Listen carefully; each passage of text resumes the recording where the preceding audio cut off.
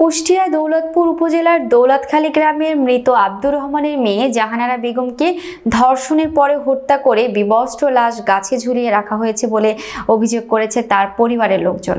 শনিবার সকালে দাঁড়েরপাড়া গবরগাড়া গ্রামের গয়রির মাঠ নামক স্থানে জিনা মেম্বারের পুকুর পাড়ের একটি বড়ই গাছ থেকে ঝুলন্ত বিবস্ত্র জাহানারার লাশ উদ্ধার করেছে দৌলতপুর থানা পুলিশ। দাঁড়েরপাড়া গ্রামের মৃত রমজান মণ্ডলের ছেলে গোলাপ রহমান বলেন, আমি আমার তামাকের জমিকে সেচ দেওয়ার জন্য মাঠে এসে দেখি একটি মানুষ বড়ই গাছে ঝুলছে। পরে আমি এলাকায় খবর দিই। নাম প্রকাশে অনিচ্ছুক একাধিক ব্যক্তি বলেন, রাতে এশার নামাজের পর দাঁড়েরপাড়ার মোড়ে একটি দোকানে বসেছিল জাহানারা। জাহানারার ভাই রাহাতুল ইসলাম ও ভাইয়ের ছেলে আরিফ হোসেন বলেন, জাহানারা বাক প্রতিবন্ধী। সে প্রতিদিনের ন্যায় সংসারের কাজকর্ম শেষে সন্ধ্যার পরে শারীরিক ব্যায়াম হাঁটাহাঁটির জন্য বাইরে বের হয়েছিল, পরে আর বাড়ি ফেরেনি। সে বাক প্রতিবন্ধী হলেও সংসারের সকল কাজ করতে পারে এবং মানুষের বাড়িতেও কাজ করে। আমরা সকালে খবর পাই বিবস্ত্র অবস্থায় তার লাশ একটি গাছে ঝুলছে। আমরা এসে দেখি তার শরীরে জামা কাপড় বিভিন্ন জায়গায় পড়ে আছে এবং তার শরীরে অনেক আঘাতের চিহ্ন। আমাদের ধারণা তাকে ধর্ষণ করে পরে হত্যা করা হয়েছে। এই ঘটনার সঠিক তদন্ত করে বিচার চাই আমরা। এলাকাবাসীর দাবি, এই নিকারজনক ঘটনার সঠিক তদন্ত করে ঘটনায় সব জড়িতদের দৃষ্টান্তমূলক শাস্তির ব্যবস্থা করা হোক। এ বিষয়ে দৌলতপুর থানা অফিসার ইনচার্জ নাজমুল হুদা বলেন, থানা পুলিশ লাশ উদ্ধার করেছে, ময়নাতদন্ত করা হবে এবং পরিবার থেকে যদি মামলা দেয় মামলাও নেওয়া হবে। আলুর জমিতে পানি দেওয়া বলে বোরিংয়ে মেশিন পানি দেওয়ার মেশিন ভিড়ি সেট করার পরে পাইপ পারতে পারতে আসি এই লাশের পরে নজর পড়ে বড়ি গাছতলায়, বড়ি গাছের সাথে সেট টাঙ্গায় নিয়ে আসে। নাশের পরে আমার নজর পড়ে, তারপরে ধরেন রাস্তায় আপনি সবার প্রথম দেখছিলেন এবং আপনার সবাইকে ডাক দিয়েছেন? হ্যাঁ, আমি প্রথম দেখেছি। তাকে এইভাবে নৃশংসভাবে তাকে শারীরিক নির্যাতন করে হত্যা করা হয়েছে। আমরা তীব্র নিন্দা জানাচ্ছি এবং ভিকটিমকে যে এভাবে নির্যাতন করেছে এবং হত্যা করেছে আমরা তার ফাঁসি চাই এবং এলাকাবাসী সবাই তার ফাঁসি চাই। এই ন্যাক্কারজনক ঘটনা পুনরাবৃত্তি যাতে না হয়। আজকে জাহানারপুরে হয়েছে, কালকে আমার বোন কিংবা মা কিংবা আরও অন্যজনার হতে পারে। তাই আমরা প্রশাসনের দৃষ্টি আকর্ষণ করছি যে এই কাজ যে করেছে তার দৃষ্টান্তমূলক শাস্তি এবং তার ফাঁসি চাই। যে মেয়েটার মৃত্যুবরণ করছে ওনার নাম হয়েছে জাহানারা বেগম। ওনার ব্রেন বুদ্ধি সবই ঠিক আছে, কিন্তু তার ভাষাটা অস্পষ্ট।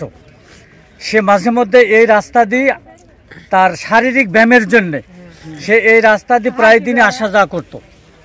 হঠাৎ করে গত রাত আনুমানিক সন্ধ্যার পর উনি তার বাসার থেকে রান্না বান্না করে একটি তার ছাগল তার বাড়িতে বেঁধে সে হাঁটার জন্য এই রাস্তায় আসে।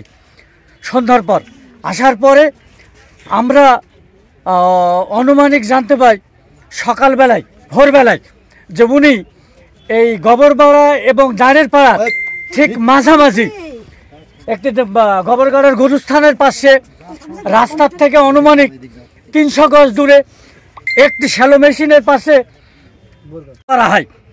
তার সাথে খারাপ ব্যবহার করা হয় এবং শারীরিক লাঞ্ছিত করা হয় এবং তার বিভিন্ন জায়গায় তার শারীরিক ক্ষত বিক্ষত তার শরীরে আসে এবং তার শরীরের যে পোশাক, এই পোশাকটা পায়জামা এবং উড়না বিভিন্ন জায়গায় পরিত্যক্ত অবস্থায় বিভিন্ন জায়গায় পড়ে থাকে। আমরা সরজমিনে এসে দেখি যে সে ওই অবস্থায় ঝুলন্ত অবস্থায় সে সেখানে আছে। আমরা অনুমান করছি তাকে শারীরিকভাবে নির্যাতন করি তাকে হত্যা করা হয়েছে। এটা আমরা এখানকার যারা আছি এবং আমরা যারা বুঝতে পারছি সেটা তাকে সেভাবে করা হয়েছে।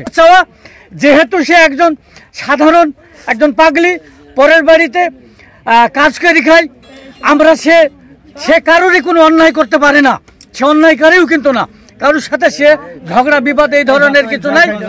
আমরা এর একটা ন্যায্য বিচার আমরা এই জনগণের কাছে তথা সরকারের কাছে তথা